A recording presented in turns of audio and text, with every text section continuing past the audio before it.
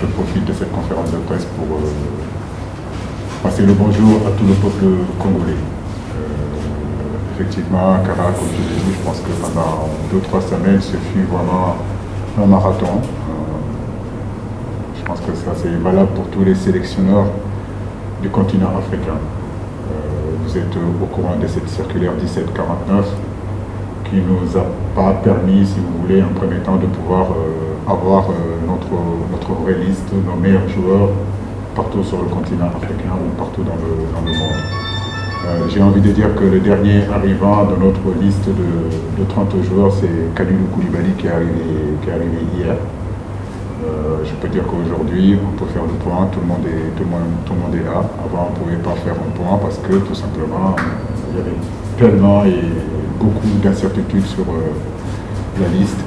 Aujourd'hui, effectivement, le Sénégal est au complet et Kalidou, c'est celui qui manquait, il est arrivé hier soir.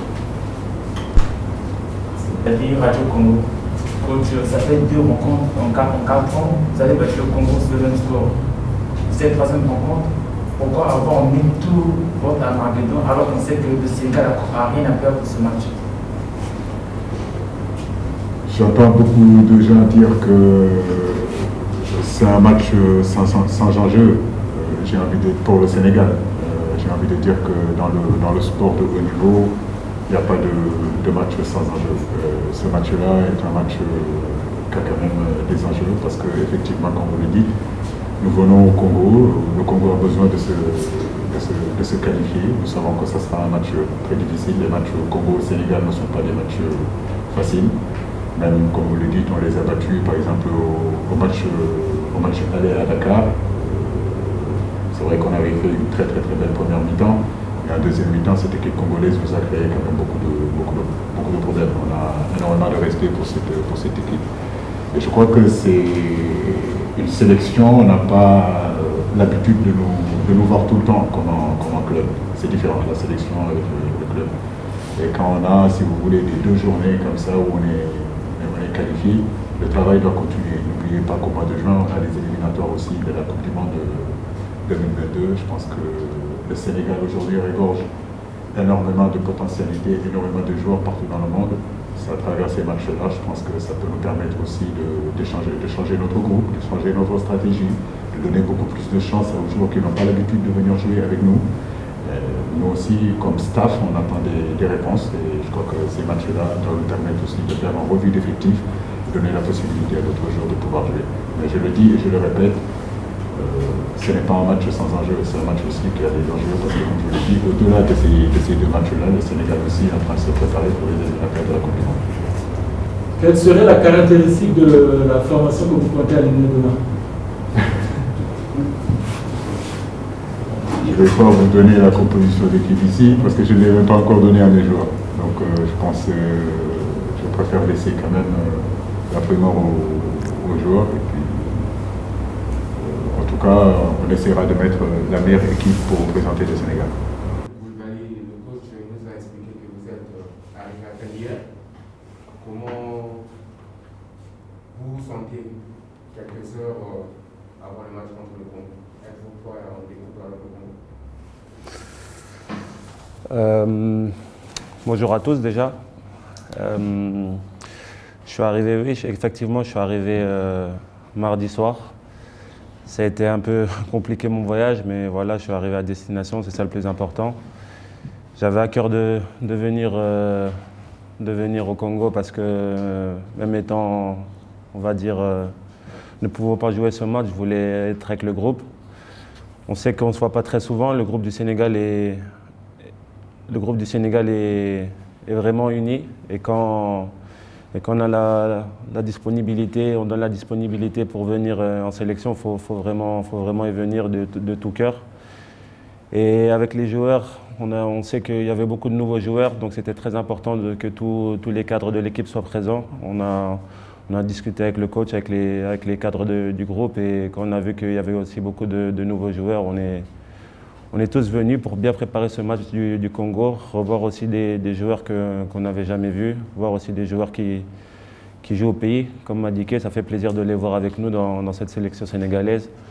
Donc je pense qu'on a bien préparé ce match de demain. On sait que ça va être un match très difficile où le Congo a besoin de gagner absolument. Nous aussi, on a besoin de se préparer, on a besoin de revoir tous les joueurs, de montrer que le Sénégal est prêt à faire les qualifications aussi pour la Coupe du Monde. Donc je pense que demain, ça va être un match très très difficile. Mais je pense qu'on a du potentiel pour mettre aussi l'équipe du Congo en difficulté. J'espère que ça sera un très bon match. Ouais, effectivement, je ne serai pas présent sur le terrain, mais je serai présent en tribune pour mes frères sénégalais. C'est dommage que je ne puisse pas jouer ce match parce que vous savez, quand la sélection joue, moi j'ai à cœur de représenter le pays, d'aider mes coéquipiers à gagner le match. Je sais que le Congo a récupéré beaucoup de joueurs, surtout leurs stars. Mais voilà, nous aussi, on a nos stars, entre guillemets. On sait que nos joueurs sont aussi à disposition de l'équipe, à disposition du groupe. On va essayer de faire un gros match, mais je pense que sur le terrain, on aura vraiment des joueurs de qualité. On l'a vu hier à l'entraînement, on avait beaucoup de qualité technique et aussi tactique, aussi mentale. Donc je pense que demain, ça va être un gros match et je pense que toute l'Afrique sera devant la télé pour regarder ce match parce que ça sera un match vraiment de qualité. Écoutez, le Congo a toujours été un pays de football. Le Congo a toujours fourni de très grands joueurs sur le continent africain. Le footballeur congolais n'est plus à présenter. C'est vrai qu'aujourd'hui, nous sommes dans des conditions un peu difficiles avec cette pandémie, comme je l'ai dit encore, avec cette circulaire 1749 qui a chamboulé vraiment les plans de toutes les sélections, tous les sélectionneurs.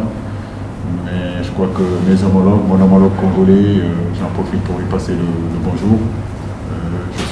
Je suis sûr et certain qu'il a un plan et je suis certain qu'il a de très très très bons joueurs pour aujourd'hui faire face à l'équipe du Sénégal. N'oubliez pas que le Congo était aussi la dernière chaîne, donc ça veut dire qu'il y a un réservoir qui est là, c'est une équipe qu'on connaît. Même s'il n'y a pas des expatriés, il y a des automatismes qui sont là avec cette équipe-là du fait que la plupart d'entre eux sont sur le plan local. Ça aussi, ça peut être un avantage pour le Congo. Mais je le dis, je n'aime pas trop parler des adversaires, d'autant plus qu'il y a eu un changement d'entraîneur. On sait que souvent, quand il y a un changement d'entraîneur, il y a toujours une motivation de surplus pour les joueurs. Donc, comme je le disais tout à l'heure, nous attendons en tout cas un match difficile face à une très très très bonne équipe du Congo. Mais j'ai envie de dire aussi que le match contre le Sénégal, le match contre le Congo n'est pas non plus quelque chose de décisif parce qu'il y a une journée. Le Congo aujourd'hui, il faut un point pour se qualifier, si je ne me trompe pas. Et ils ont 2 matchs pour moi pour prendre ces points-là. Après, je ne suis pas à la place de l'entraîneur. Moi, je vais me concentrer sur mon équipe. Je vais me concentrer sur les joueurs. J'en profite pour féliciter mes joueurs de leur état d'esprit. Dans ces périodes-là de Covid et aussi dans ces périodes que la FIFA a donné les pleins pouvoirs au club, nous, de notre côté, ça nous a permis aussi de voir les clubs qui sont alliés, les clubs alliés, si je peux dire, si je peux parler comme ça.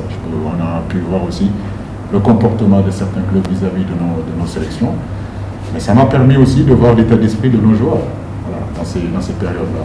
Quand je vois aujourd'hui pratiquement que tous les cadres sont là, malgré les interdictions, cela prouve vraiment que cette équipe du Sénégal est en train de vivre et que les garçons sont vraiment motivés de venir représenter leur pays. Et ça, c'est vraiment une avancée qu'il ne faut pas négliger dans les sélections sénégalaises. Pour l'instant, sur le plan médical, il n'y a pas de blessés. J'espère que ça continuera comme ça pendant les 5-7 jours qui nous restent. J'ai à ma disposition en tout cas des joueurs très motivés, des joueurs concentrés, malgré que nous sommes 30. Depuis 2 jours, 3 jours, l'état d'esprit est bon, les garçons travaillent. Le capitaine Koulibaly a eu à le dire, il y a de nouveaux joueurs. C'était important que les cadres soient là pour aussi faire connaissance à ces nouveaux joueurs-là, les accueillir. Et je crois que c'est ça aussi une équipe.